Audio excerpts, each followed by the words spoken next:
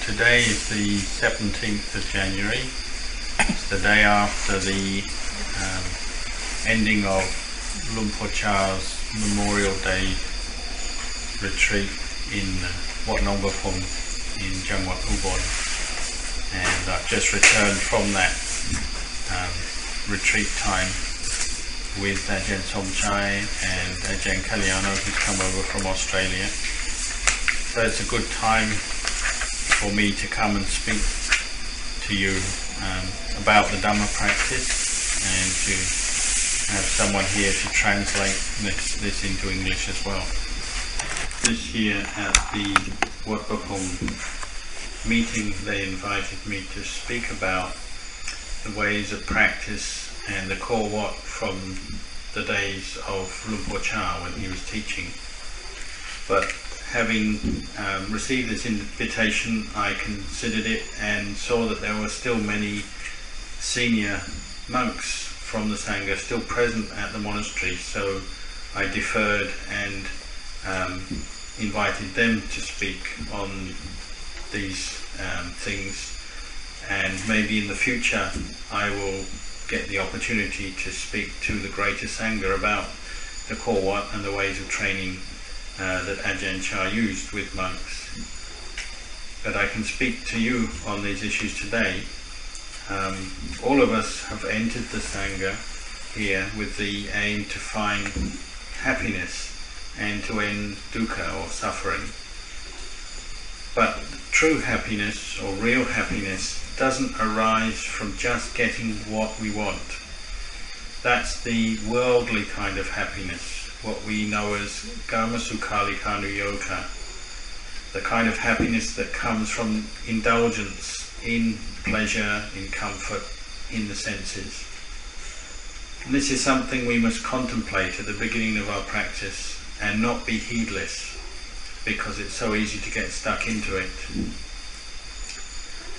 The way to practice with this tendency to seek worldly happiness is to use the way of training, the monastic regulations, the core what, the ways of training, which give us a standard of practice and conduct for our daily lives in the monastery. And all of these ways of training help us to go against the grain of our desires. We might have the thought, the view, I should be able to stay in my kuti and just practice there, to meditate and do my own chanting on my own, and maybe just come out once every 15 days to join the rest of the Sangha. But really that kind of practice is for someone who's quite experienced and senior in the Sangha already, one who doesn't need to be told about the basic ways of training. They know them already. They know about the practice of moderation in the use of the requisites, moderation in consumption of food. They know how to practice sense restraint as they're going around their business, being mindful of eye contact, ear contact, and so on. They know how to dedicate themselves to wakefulness, to sleeping little, and putting a lot of effort into the practice of training the mind in meditation. These are what we call the Apanaka Patipata, the practices that are never wrong. And someone who's experienced in the practice, they'll know these. They won't have to be told about them, what to do. And that person will be able to practice in this way. But for one who is new to the practice, whose faith is still fresh and only just starting to grow, that person will need some firm and clear guidelines and standards on how to practice. So we use the ways of practice, the monastic training rules and so on, to help us to develop the Apanaka Patipata. So for instance, learning how to go against the desire to indulge in sleep. We have the morning meetings. We have to come out and meditate and chant before we go out on Bindabata. Even if we don't want to do this, this is something we have to train in, to go against that desire. When we walk on Bindabata into the village, we have to practice sense restraint, indriya samvara, learning to be mindful of how we walk, how we are looking, not to look around us without mindfulness, to have our eyes cast down and to be mindful of the sense contact as we walk. We have to learn how to be mindful when eating. Ask ourselves, do I have mindfulness when I eat? Am I getting caught into liking or disliking for the food I'm eating? We have to learn how to train ourselves not to give in to these moods and desires. We have to learn how to not give in to the desire to indulge in sleep. So we maybe take a standard, say the minimum might be just 4 hours a night, or maybe 5 hours. We consider this, pick our standard and then try and work with that. And this will help us to go against that tendency to indulge in sleep and work with the hindrance of tinamita, sleepiness, which comes up in the mind. When I was a young monk, I had the view, when I first came into the monastery, I thought I didn't want to have any meetings coming out, group meetings, but I actually saw this was an attachment. It was still a fixed view I was holding on to in the mind, and of course any attachment we have leads to suffering. So this is actually something we must learn to give up the attachment to views and opinions about the practice, and to the conceit which forms around what we think we know. We think we know best. This is the way of training, particularly for a Navaka monk, a new monk. They have to learn how to use the time, these early years in the monastery, to be able to let go of various opinions and views that we might normally attach to. Perhaps the Majjhima monk is a bit more experienced, and they might go out and try staying on retreat somewhere in Viveka on their own perhaps, but even then it still depends on the person and how ready they are for that practice. All of our dukkha ultimately comes down to the attachment we have to this body, the comforts, the pleasures we seek with this body, and taking this body as a self, as me, as mine, as belonging to me. So this is where we must train, to contemplate this. Coming to practice, you will see that the practice of the kowa, the monastic ways of training, requires much patience and endurance. We have to use this quality of patience all the way through the practice. We also have to learn how to teach ourselves, train ourselves. So sometimes we go to stay in a place where we don't feel comfortable. We might feel afraid, uneasy, or just not comfortable. This is because it helps to bring up mindfulness in the meditation. If you're in a place where you feel fear, you're uncertain, you're not comfortable, then you really have to put your effort into putting the mind onto focusing onto Buddho every moment to deal with the fear and the uncertainty that comes up. But the result is that you get a very peaceful, awakened state of continued awareness. If we just follow our desires, well, they'll tell us they don't want to be in such a place. They don't want to go to a cremation ground. They don't want to go into a forest with animals or a lonely place. Our kilesas, our desires, would rather be in a nice comfortable house where it's warm and cozy and we've got everything we want. But of course in such a situation you wouldn't have much awareness or mindfulness, and the practice wouldn't progress. If you learn to go against desire, your mindfulness will improve and become stronger. From this, samadhi will grow, and the strength of mind that Umpa Cha emphasized as so important in the practice will come. But to make the mind strong, we have to develop sati. And it's through the development of sati that we can overcome our mental proliferation and let go of it. It's through the presence of sati that we can let go of the sense of self that normally forms around our experience. When we go into the forest, we stay at the root of a tree, we stay in a cremation ground, on a mountaintop, these kind of places. This is where we can develop mindfulness in this way. When I was young, I used to practice going out into the charnel ground. First it would be the charnel ground at the back of Wat Nong Pong, near the old dine shed. Sometimes I'd go out and stay there and sit meditation at night. It seemed like Luang Por Chah would know what was going on. Sometimes he'd be walking around the monastery and he'd just quietly walk past. When he got to me, he'd just cough gently to let me know he was there, and maybe ask, "Who's that there, sitting meditation?" I'd answer my name, and then he'd just quietly walk on. He seemed to know who was there, and he was just checking on the practice. In my second pansa, I went to stay in the charnel ground, and there was so much fear that my body became very tight and tense, and would even start shaking with fear sometimes. I could tell because when I was holding my lantern, my hand would be shaking. I'd use chanting to help to steady the mind, bring up mindfulness. So I'd do the evening chanting, recollection of the Buddha, recollection of the Dhamma, recollection of the Sangha. But by the time I reached the chanting of Sankhanusati, the shaking started to come on strong, and I just wanted to stop.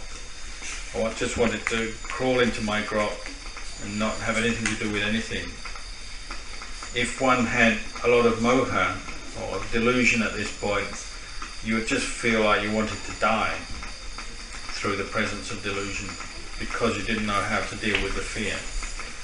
But as mindfulness increases, then the fear starts to dissipate from the mind.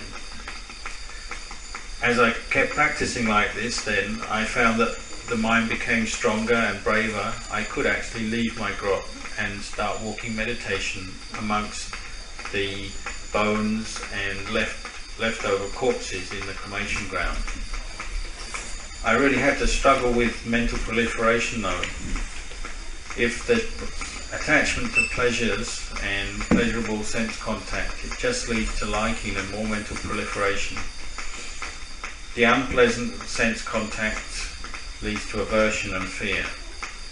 So what you have to do is learn to transcend these moods, using sati, using samadhi and wisdom. The result of that is that you can let go, abandon these moods. In my fourth and fifth pansa, I took the chance to go and stay in the cremation ground of Nong Gao. There again was full of fear, but I just made my mind firm with mindfulness using Buddho. And when the mind was fixed on Buddho, then that fear would fade and piti and sukha and samadhi would arise in its place. If there was no sati, there'd be fear. It was as simple as that. So we have to use patience and endurance, especially because we haven't got samadhi all the time. Sometimes during the day I could see my samadhi wasn't sustained, so I had to use endurance and patience to keep reapplying efforts in the practice to develop mindfulness. Sometimes we need patience to deal with the different conditions. It's hot, it's cold, sometimes it was raining. Sometimes you get stuck under your grot just soaking wet from the rain. But because you're searching for the Dhamma, you're prepared to put up with these difficulties. And these difficulties are a cause for wisdom to arise and for you to progress in the practice. If you just get stuck in pleasure, then of course you won't see the Dhamma. If you let your mind proliferate about sense pleasures, Luang Por Chah said, this is the place where the practice dies. He said, where we are born into sense pleasures is where we will die. For example, he'd pick up a glass of orange juice and say, this can be the death of your meditation. So we have to learn how to practice, to develop sati in all postures and contemplating the use of the four requisites. If the mind is not attached to the different requisites that we use, then it can be peaceful and peaceful easily. But if the kilesas are strong, then the mind will seem to be very stubborn. When the mind is stubborn, it doesn't want to listen to anyone, doesn't want to respect anyone. This is why Luang Por Chah emphasized that we have to learn how to respect the other members of the community. We show respect for those senior monks, and we have to know who is senior to us. You have to remember that. We also have to have mutual respect for our equals and for the juniors. We have to have kindness for the junior members of the community. But with everyone we have to learn to be humble. We have to go against our pride and conceit, which is a reflection of kilesa. Luang Por Chah taught that we have to remember when somebody new is ordained, they shave their head, they come into the Sangha, you have to remember straight away whether they're senior or junior to you. Once that's established, then you always have to show respect to those who are senior to you. If we don't know how to show respect to others, to the more senior ones, or we don't have any metta for the junior ones, there'll be no progress for us in the practice, and there'll be no harmony in the community. If we do have these things, this will support the whole religion and our personal practice within it, and will be very strong. Sometimes we can be conceited. We think we know everything. We think we know best. We think we have more experience than others. We come from a better background than others, and so on. But don't let your mind get caught into this. Use patience and endurance to go against these kind of desires and the different conditions that come up through the presence of pride and conceit. So using the practice of patient endurance to go against the kilesa, it's natural the sense of self will come up in different forms. There'll be resistance, there'll be pride, conceit, attachment to different views, and so on. So we must use patient endurance, and the way we use this, develop this quality, is through firstly the practice of our sila, our virtue as monks. We have to follow the Vinaya discipline, and we have to contemplate and observe how this sense of self comes up, how we express it in our external conduct, how our attachment to liking and disliking and preferences comes out in our conduct, and how it creates suffering in the mind. So we use samadhi, the firmness of mind, the composure of mind, and this patient endurance. These qualities, we use them to let go of this sense of self that comes up in this way, and this is the way we'll find peace. Luang Por Chah used to send the monks out at the beginning of Vasa to different branch monasteries, and sometimes they go to a very quiet place where they had lots of time to practice meditation. Sometimes they go to a more busy monastery, or where there was a new monastery where they're building, and they might find they ended up spending a lot of the pansa time building, and they got tired and sleepy from that, and then they'd start to grumble that they're not meditating enough. But really all of these kind of experiences are food for practice, food for insight, food for letting go. These days actually we're quite well off, we're lucky. We don't need to build or do so much work in the monasteries. The monastery like this, they're very well looked after, well established already. So we have much more of a chance to just practice sitting and walking meditation. In the end though, the important thing is to learn to let go and go against our desires, because that's what makes the mind strong. That's what brings up this patience and endurance. If there's no patience and endurance, then even a little bit of dukkha will cause all kinds of problems in the mind. We won't be able to solve it, we won't be able to let go of it. So we must learn how to be patient with conditions and different situations and with ourselves. If we don't learn how to respect the other members of the community, and particularly senior monks, then we'll also have a lot of suffering, a lot of problems. Say in Luang Por Chah's teachings in his Sangha, if one doesn't have, say one's a junior monk, Nawaka monk, and one isn't able to show respect for a Majjhima or a Thera, this is of the very coarsest behaviour, very careless if we're openly disrespectful of someone so senior. We have to remember that the more senior members of the community, they help to run the monastery, and we have a debt to them. Maybe they were our chanting acharya when we ordained. Maybe they taught us things, how to look after our bowl and robes and so on. So we have to learn how to repay that debt. We practice acharya wata. We learn how to wash the bowl of a senior monk, wash his feet. As you're doing this, you're letting go of your own attachment to conceit and views. If our mind is full of views and conceit, it's like a glass that's full of water. It can't accept any new liquid, anything else, because it's full already. Before you can receive any new stuff into that water, that glass, you have to pour the water out first. This is like our mind. We have to let go of some of the conceit and views we have in order to receive the Dhamma.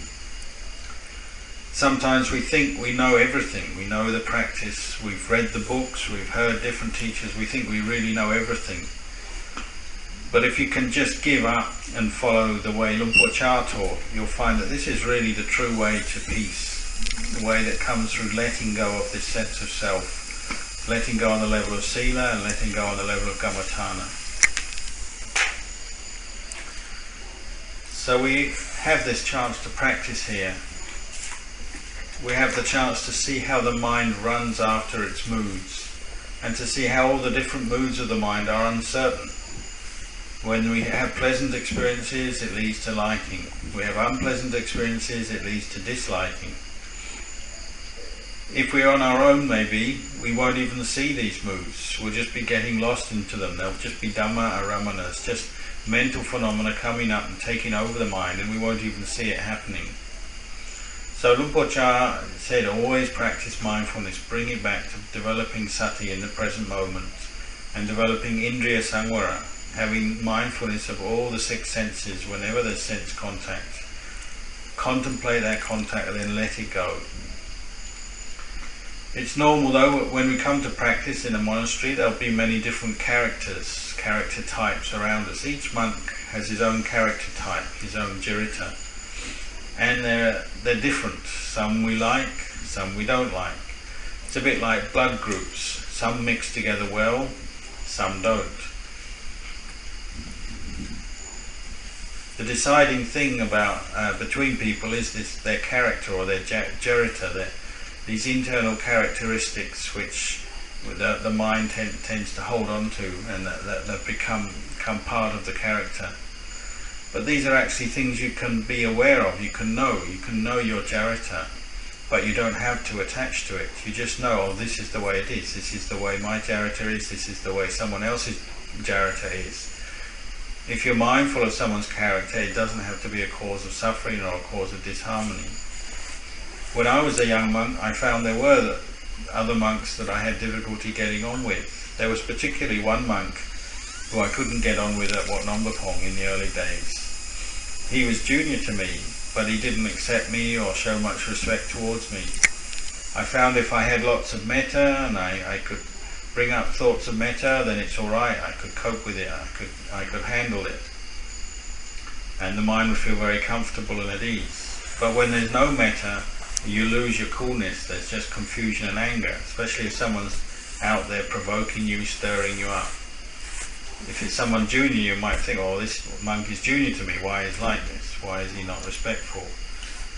But you have to use these opportunities to contemplate and develop your patience and your endurance. It might lead to some dukkha in the present, some suffering in the present, as you learn to restrain yourself and not give into your unwholesome tendencies that come up. But in the long run, it gives sukha as a vibhaka, it gives peace and happiness as its result, and the mind gets the strength that it needs in the practice. So Luang Por Chah encouraged the practice of Tudongawat, the ascetic practices, just like his teacher Luang Por Mandi, because these bring up strength of mind and endurance. Even here in Wat Mapjan in the early days, the monks had to have a lot of patience and endurance. Things weren't as easy as they are now. Many of the monks got malaria many times, and some even almost died from it. It was so strong. In the early days, there wasn't the comforts that there are now. We didn't have a car, so you had to walk everywhere on Bindabata, and had to walk for many kilometers. So by the time you got back to the monastery after Bindabata, you could be quite tired and worn out. We really had to learn how to be frugal and to be content with little. Luang Por Chah used to teach this in different ways. that sometimes he used the examples of things around. Say, like one time he was having us collect the rocks from the side of the Abodhida hall. He gave it to us as a work project, collecting up these rocks maybe for half an hour or an hour. And some of the monks might have been thinking, oh, this is a waste of time, why is he having us do this? But Lumpur Cha taught us to contemplate these rocks. He said, these rocks, they have value. Before you can get rocks that you can use like as gravel or chippings in a building project, they start off as part of a mountain, and then they have to be exploded and dug out and then ground down, and then once they're made into chippings, they have to be transported here to the monastery or wherever they're used. This is a simile, isn't it? We have to think about this. Say, compare this to the Buddha. Before the Buddha became a Buddha, he had to go through so much to become enlightened. He had to smooth out so many rough edges, just like those rocks. So don't forget the basic, simple ascetic practices. Learning how to keep your 3 robes, and maybe even using pangsakula robes, cast off cloth. Learn how to eat bindabata food, just be content with whatever food they offer, the lay people offer. Even practice using fermented urine as medicine. See these basic standards. This is all you can expect as a Buddhist monk. When you contemplate this, it brings up a sense of contentment, and with this you get an ease of mind. With lay people, don't be seeking to get things from them. If nobody makes any offers, well, don't ask, just accept that it's not possible to get that thing you might be wanting. This is the way of practice that develops strength of mind, develops the patience and endurance that will support the arising of states of samadhi, learning to let go of desires. Learn not to follow your desires. If you see a sight that you really want to look at, so you look once and then you notice your desire come up, refuse to look a second time. Don't look a second time. Say you see a young girl once and the mind just wants to keep looking.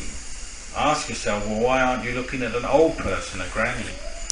Practice in this way. Challenge your own desires. Practice a supa. Contemplate the unattractive side of people in this way.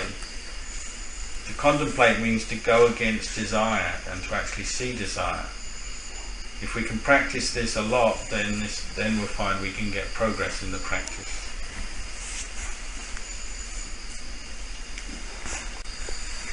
Once we become more experienced in the practice of Kawat and the monastic ways of training, and we understand the Patimokkha Sila, how to practice it, we've learnt the rules, and we've developed this sense of contentedness, ease in the use of requisites. We contemplate the use of the requisites regularly. We've learnt how to keep a purity of sila, so we're not always seeking things, asking people for things and so on. That means the mind is ripe and ready for further development of the practice of sati and the development of samadhi. You have to see that the practice of sila or virtue is the very foundation for the development of samadhi. It grows out of it. Even as a layperson, I was already practicing the 5 precepts and the 8 precepts on some times, and practiced meditation regularly, and I could see how the precepts supported the practice of meditation in the lay life. Say for a year or two before I became a monk, this is how I practiced. And practicing like this as a layperson, I already started to contemplate the nature of the world, to see the separation between that which is the apparent reality, the superficial reality, what we call samuti satcha of the world, and then vimutti, the liberation that comes through seeing through the superficial appearance of things and getting through to see the true nature of existence.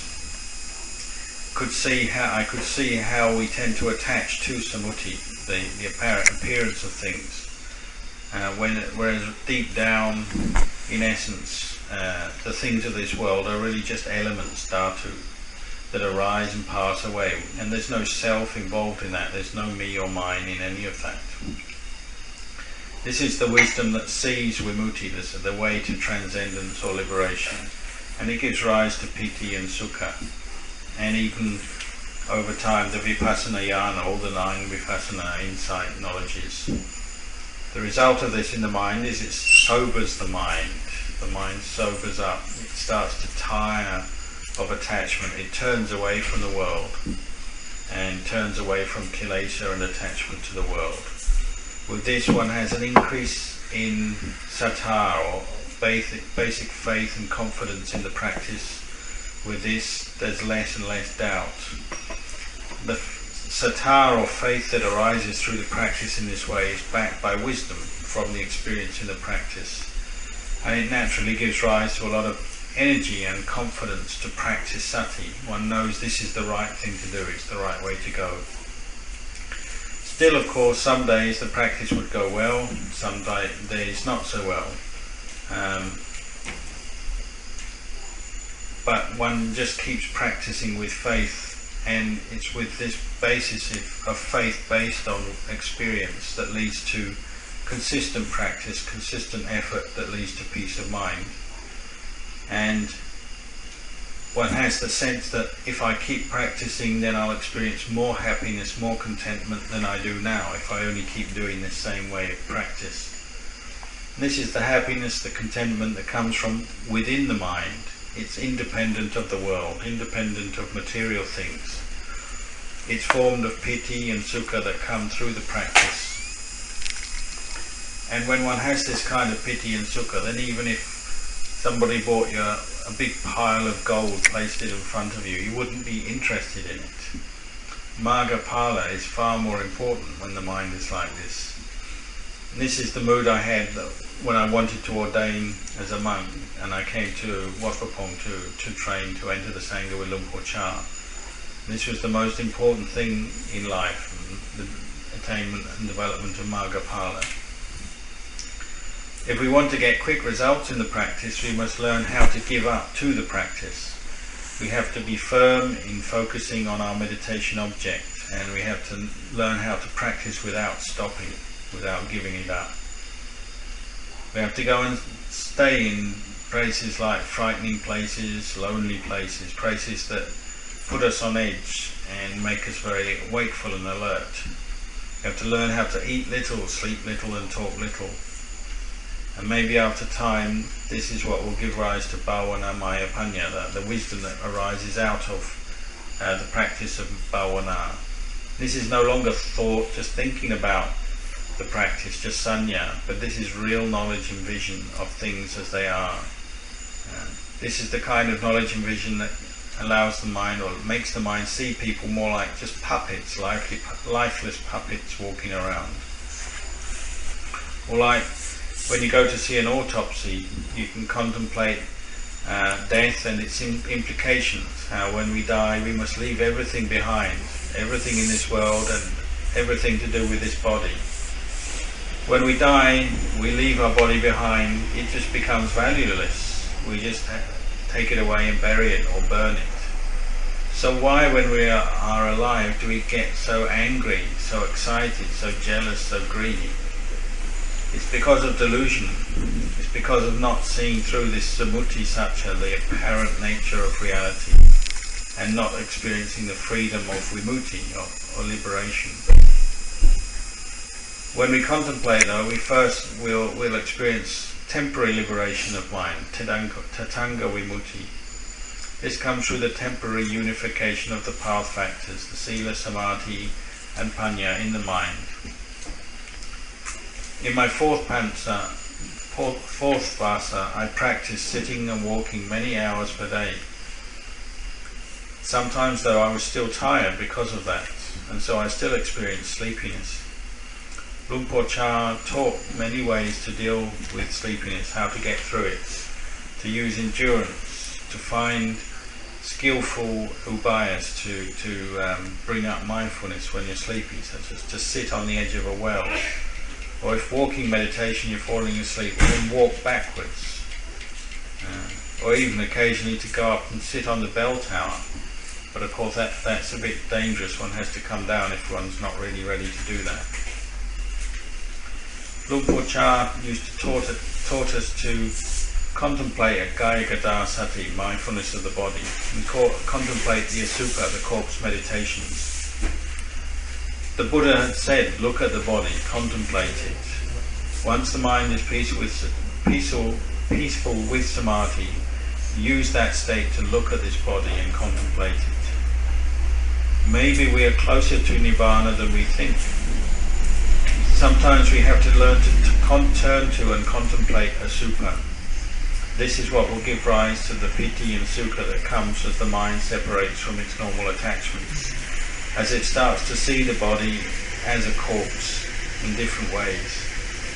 Maybe it will even enter apana samadhi, go in very deep and then come out, and we can contemplate the body and see it very clearly.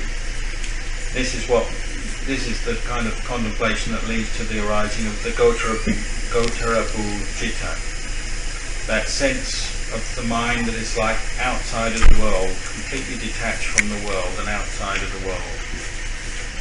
This kind of experience can arise for a long time, maybe up to 6 months. That year, after my 4th month practicing like this for many months, by the time I reached June of the next year, I had the experience where I saw my hair falling out of my body. Quite naturally, this experience occurred in the mind that was peaceful, coming out of apana samadhi. Just sees the hair drop away, and that sense of self diminishes or disappears at that time. You can see the whole body as empty of self, see it just as 4 elements only. This kind of experience leads to the end of doubt, the end of blind attachment to rituals and external practices, and the end of Sakkaya Ditthi or self-view. And there's enough sati, mindfulness present, there's enough wisdom present in the mind that one doesn't even attach to the sappava dhamma, these natural phenomena that one is experiencing in the practice, seeing the true essence, the true nature of reality. One doesn't have a sense of self forming around that kind of insight knowledge.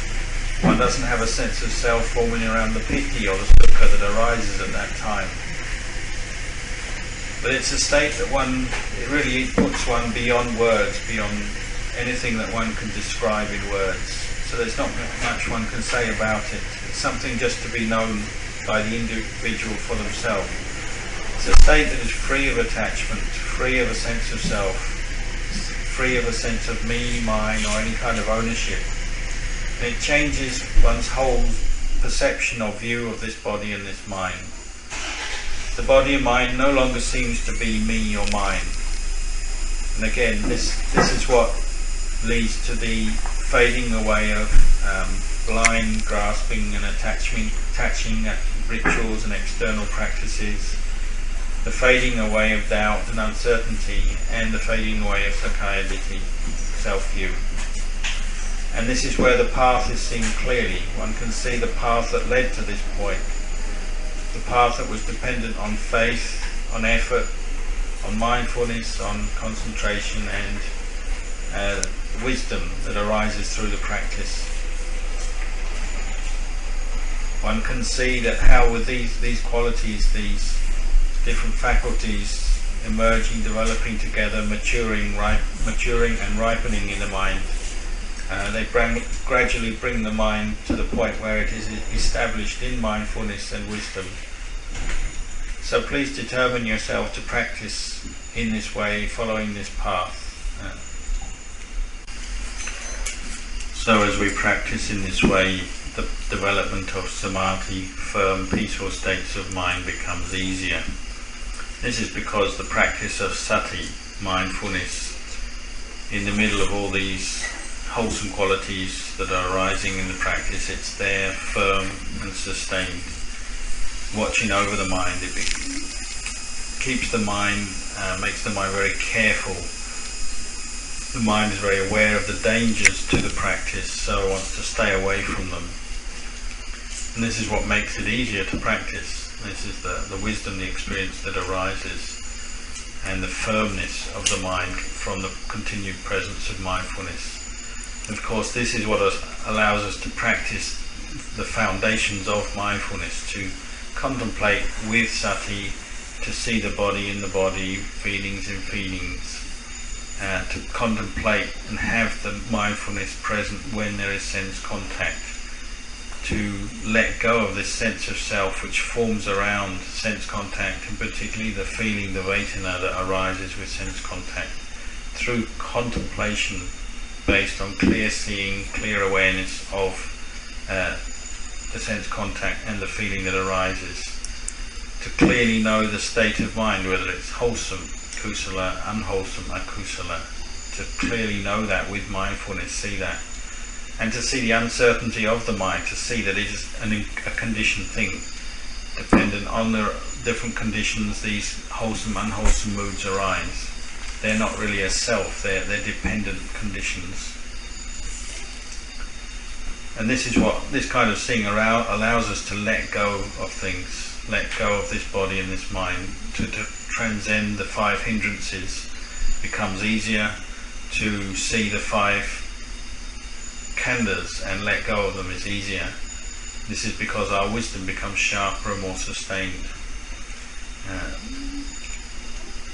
After this, the practice seems to spin by itself. It has its own momentum, and there's a sense of all those qualities are there, present, spinning, set in motion now, and sustained. Of course, in the beginning one has to use endurance and patience, and has to struggle a lot. But it's out of this practice of patience and endurance that the mind becomes braver.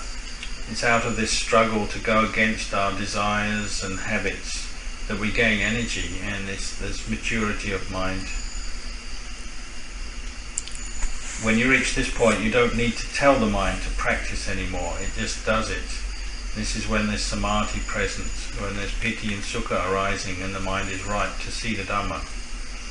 Of course it has to be difficult in the beginning because of that struggle, because of our former desires and attachments and habits, our emotions and feelings which come up so much.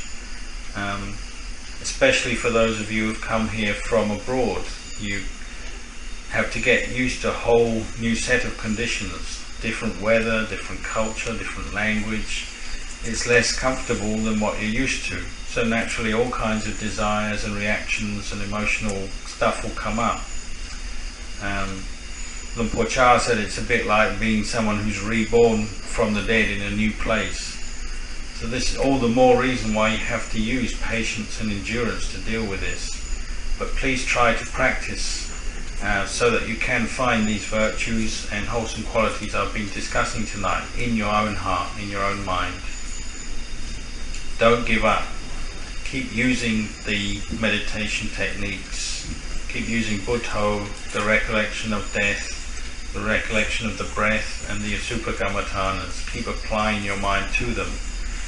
Any nimitta, any visual image that arises in your imagination, in your mind, use sanya at first, just your ordinary way of thinking, to contemplate it, till you bring the Dhamma to contemplate that image. Don't give in to your moods, don't give in to different images and imaginations that arise. If raga arises, don't give in to it. We've been giving into it for so many lifetimes now, and that pleasure that we seek, don't give in to it anymore. You have to contemplate it and try to find the happiness that arises from the samadhi and the wisdom that comes as we contemplate. This is far more refined, far more satisfying to the mind. And this is what comes when we contemplate and we can see that this body and mind are just elements. There's no real substantial self in them. They're just emptiness. So please try to develop the practice in this way. Andamayang Vadakatha Sadhu Karang Tathamase